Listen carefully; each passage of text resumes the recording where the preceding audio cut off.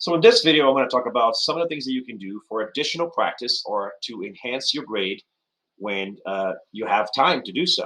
If you go under course resources, there's a document there called additional practice options. And in this document, it will talk about some ideas on how you can spend any downtime or a day where there's a sub and no one's sure what needs to be done, or even if you are in class but done with the work that has been assigned. First of all, it's always a good idea to catch up on any missing work that you can still turn it in. If you are missing work, often I that is important, I will often contact you after you are missing that assignment and try to make up a deal with you about turning that in as soon as you can. If you and I have a deal uh, about that, you should totally prioritize doing that kind of work with any downtime you have. Additionally, you can work on future work, like a unit project or a quest that is going to be due eventually, but you have not finished. You can also check the course plan document to see if there's any work that's due today that you still haven't finished, or that has been done recently but not yet graded that you have not finished. Remember, the course plan is a document that does show all the things that we do each day in class. You can choose to engage in things like side quests or challenges, which are bonus activities that show up all over. Let me show you some of those things. So on the any given topic or unit, you will find a side quest that belongs to the entire unit, and those usually have to do with the unit connections activities, which are listed in the textbook portal. So I'll actually log into the textbook here and show you an example of what those look like. So I need an extra second to log in. So while that's processing, I'll show you that also within each lesson, there are also side quests. And these will be projects that come from my resources or also from the textbook. So I'll show you where you can find that there. So I'm opening here the current unit that we are working on here at the beginning of the year. And when you open the textbook, on the left side on the contents, there is at the end of every unit a unit connection section. And these are opportunities to practice the material that we learned in that unit in the context of real life scenarios. And each time they give you a task that you need to do. And if you complete that task and turn it in, you can use that as evidence of mastery of skills or even the content of the unit. And so it could be a great opportunity to improve your grade because it could be an additional chance to submit evidence of mastery. Likewise, at the end of every lesson, there's a continue your exploration link. And these are, again, are projects that you can turn in for bonus opportunities to demonstrate mastery of both skills and content, which is where most of your grade comes from. And these are linked, like I said, or referenced within the unit within Schoology. And sometimes there's also additional projects that I will assign from my own resources that do not come from the textbook. So that's another. And I think that because the majority of your grade comes from the mastery of skills um, or content, you are going to be better off doing any additional work in this area because it will help you improve your grade the most. Do remember that if you do finish any of that work, that you should open your mastery evidence portfolio and log that assignment that you turned in there as well as submit it within these places in Schoology. The other thing that you can do is engage in additional practice options, which are listed below over here. And I have several of those options, and I will talk about that in a second. These options, generally speaking, are counted for gain points, which help improve your grade in the portfolio category, which is worth less on the overall grade, if counted at all. But still, they can be helpful to help you master the material and help you practice and understand things better. And sometimes there's even additional practice opportunities, which I called myth bonuses. And I don't always allow those, but if a student needs the bonus, they can contact me and say if they can do one of these options for extra points as well. And you can always just spend time studying. And that's actually what I'm going to talk about next. Instead of doing anything for grade part words, one thing that you can do is just practice, just study, just spend the time actually creating a study tool based on a textbook or a video or a study guide, and then using that study tool to review the material so they make sure that you know it. And I have other videos where I show you how to do that. And then you can, review for the incoming quiz or test, quiz yourself, right, with a check mark, plus sign, negative sign system, or some other similar strategies, so that you can make sure that you know what you need to know. And within the textbook, there's some extra practice of this as well. Every lesson has a lesson self check that you can complete, and these include additional interaction questions that you can put on your evidence workbook for additional evidence of mastery, and also the checkpoints part, where you can answer test-like questions or quiz-like questions that are matched to the content of that lesson. And that is a great source of practice I always recommend, especially if you have a quiz that's coming up or before attempting a quiz. Likewise, at the end of every unit, there is a unit practice and review section. And just like the lesson self checks, this will have questions that you can answer and practice questions for the test. So this is another thing that you can do to study and just prepare, aside from quizzing yourself, using your own study tool. We've already talked about side quests, and these are listed all throughout the topics and units. What about some additional practice options? Now, these again are going to earn you bonus points, which count towards your uh, portfolio work category of your grade. If that's weighted on your grades, this is going to help your grade. But even if it isn't, it can help you learn and practice the material, so you're more ready. Now, a lot of the first and foremost, almost every lesson and unit within Schoology has bonus activities or extra activity opportunities. For example, if we open here lesson 1, you can see there's a lab and an activity there that you can do, and those sometimes can serve as evidence of mastery of skills as well. For example, this modeling earth spheres activity here can actually give you evidence for mastery of developing and using biological models, or the evidence for UA1, the first content skill of the year. So these additional practice options can be very useful if you're trying to demonstrate evidence of mastery. And there are several such opportunities throughout the topic. The other thing that you can do is search for your own extra work. And you can do that by clicking on unit files. And there is a link that clicks directly to that on the main page on Schoology. So let me show you that as well. So if you go to course resources, there is right here under content resources, there's a link that says biology conceptual resources. And when you click on that, what it will do is it will open a folder on Drive where you have a folder that matches each unit of the year.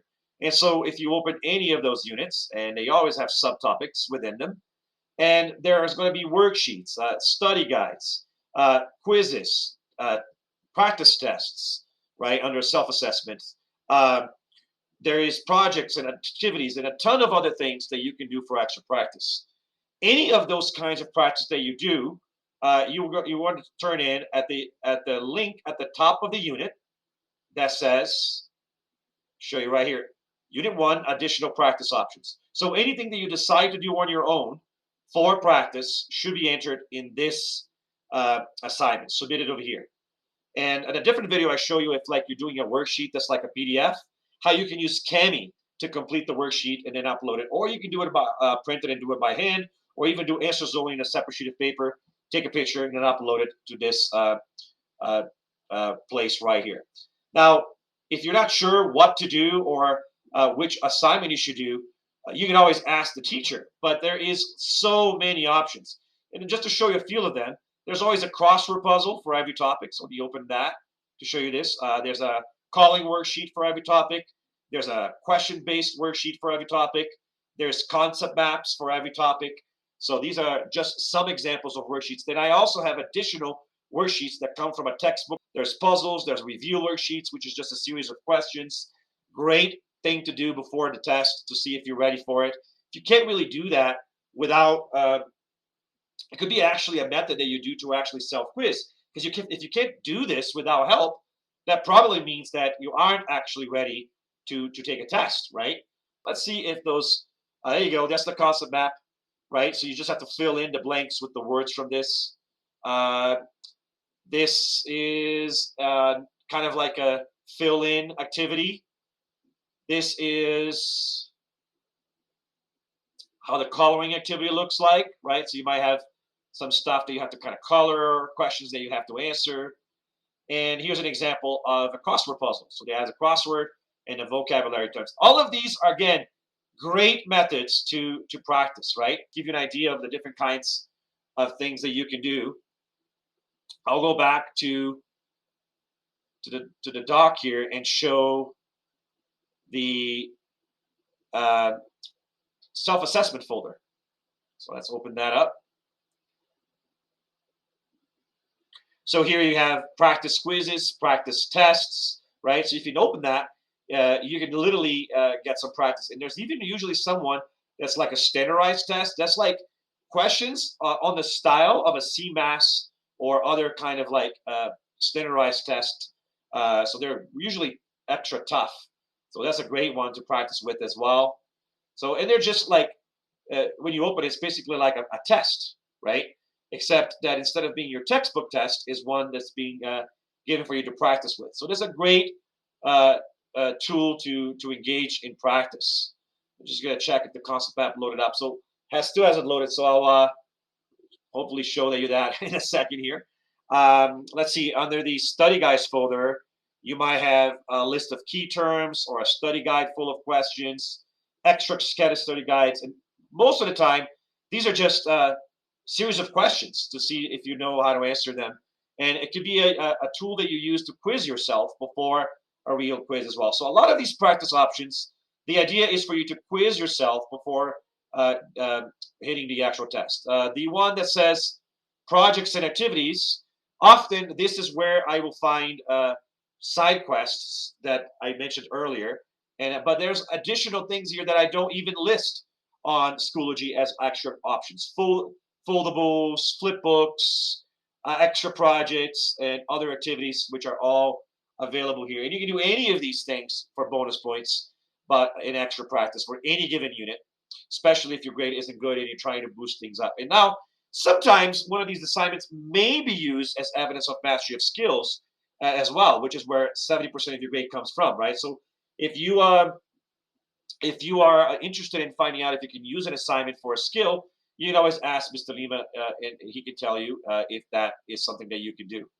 But yeah, lots of additional practice options within unit files. And that is, I mean, you can fill your days with that. Now, of course, you don't need to do all of that. These are just choices. Then there's also the biology pogos and biozones, which are conceptual practice workbooks. Every topic has listings for that.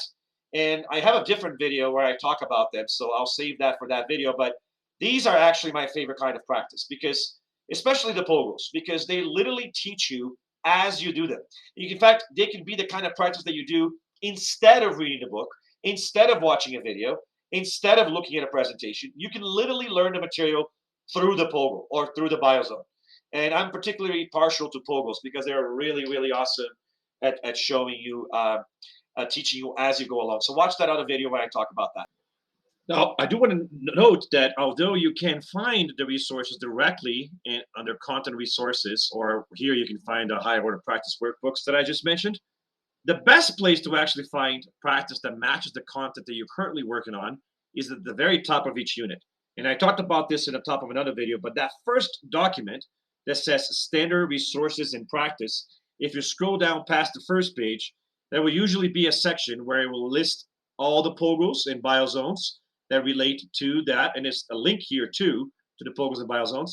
And there's also directly links to the folder on unit files that actually relates to the topic. Because when you open the unit files, the conceptual biology resources that I have, you may not know which of these folders relates to the topic that I'm doing. So if you go through here, you can always find a direct link to the topic that you're currently working on or that you need to work on to recover, right? And so these are options that you also have available for you. I also have another video that talks about this higher order questioning activity, which is yet another thing that you can do for extra practice for any given topic. And so you can watch that separate video to learn more about that option as well. Last but not least, you also have the assignment guide. Now, the assignment guide is a document that has a ton of extra ideas of things that you can do for extra practice. The first page just gives you the name of the type of assignment and what you would have to do to complete the assignment. And then this column here that says tier 1 or tier 2, that's basically talking about how difficult the assignment is. The higher the tier, the more points you can get because the more involved or time consuming or difficult the assignment is going to be. So for example, you can create your own coloring booklet for the chapter with instructions for other kids to complete. You can make a collage around the themes of the lesson. You can engage in a debate with another student where you form a panel to discuss or talk or in a talk show format about something that has to do with the topic. You can prepare a demonstration for your classmates and record it. You can do some internet research. You can record a video tutorial for the lesson, etc. There's a million different ideas here. Not a million, actually, but 2 pages worth. And this is not exclusive. You can come up with an idea that's not here. I'm willing to entertain it as well. So you can create your own destiny. And then on the page 2, I break down the same ideas by types of activities. So, for example, the first list here has a bunch of artistic ideas. The second list is a bunch of ideas for people who like are audio oriented. Kinesthetic has to do with movement or something that you do with your hands. Uh, then, if you're like a mathematical or logical kind of assignments, then these will kind of fill in there. If you just like verbal kind of assignments where you just answer questions or write things down, then there's a series of things that have to do with that. If you're more of a visual learner that likes to see things pop to you visually, there are several assignments that tailor to those needs. And on the second type, I actually break it down more by the type of skill than by the type of learning. But either way, if you are kind of like a visual learner, you can pick up one of these ideas and then go to the first page to see what you would actually have to do that. So you would, if you decide to create your own practice, so to speak, pick one of these things, discuss it with your teacher, and he can give you the opportunity to do that. So make sure you run it by the teacher first. That way you know what reward you're going to get from that, whether you can actually use that for just for your portfolio grade, or if you can actually get evidence of the content or even skill mastery with this additional practice options. But the idea here is you can create your own destiny. You can invent your own assignment instead of doing assignments that I have. So there is literally a million things to choose from. So it's like you're going to the Cheesecake Factory, and there's so much to choose from, right? That you sometimes get overwhelmed. I don't know what to do. So one thing you can always do is just ask me, what should I do? And then I'll give you a recommendation. And then often it'll be the case that I'll tell you to do a side quest that's already on Schoology or a Pogle. But we can work together to come up with something that you like, that you enjoy, that you have fun doing, that can help your grade. And that's kind of like what this is about. And if I don't have enough, and I probably do, because between my unit files, the Pogos, and you creating your own stuff, that pretty much captures everything. But if still that's not enough, I have another document called Biology Links, where it links to other teachers' websites. And in their websites, they have their own resources. A lot of the resources I have come from other teacher websites that they shared, but some of them are not in my resources. So you can, for example, I'm going to open here Biology Links, and you can see that on the first page, there's going to be a bunch of different biology pages and virtual educational websites. And several of these pages have yet even more activities or assignments that you can probably do. And again, remember to run it by me before you try to do anything, so that I can tell you what kind of reward you're going to get, how many points you're going to get if you complete that, or if you can even count that as evidence of mastery instead of just for portfolio points. Lastly, if all of that is still not enough, I have another type of bonus that's a competitive bonus called myth bonuses, where you can engage with special types of assignments, which are listed in this category right here, which can give you opportunities to, again, either to improve skill mastery, content mastery, or just serve as bonus points for the portfolio category. And this is designed to be a competitive kind of bonus. The more of this kind of bonus you do, the more upgrade your grade gets. I don't always allow this in my class, but I work with kids on a one-on-one basis, and every year it's different. whether or not I'm going to allow these myth bonuses. So if you're interested in doing them, though, discuss it with me. But my point is, you should never find yourself with nothing to do, because if you don't know what to do, there's a million different options that you can engage in. And this is just giving you some ideas of what you can do. So the idea here in class is build your own destiny, right? So you can do these additional practice options either to boost your mastery grades or just your portfolio grade, whatever one you are trying to do. Uh, this is giving you plenty of options to choose from. And if it's too many options, remember, you can always ask me. If you're not sure, ask me, and I'll point you in the right direction of what you can do to get more practice, to make sure that you are ready for an assessment, or to just boost your grade in the class. So whether you're doing the practice to before a test or an assessment in order to uh, make sure you're ready, or after an assessment in order to boost your grade, uh, these are a bunch of options that you have available to you, and I hope you take advantage of it.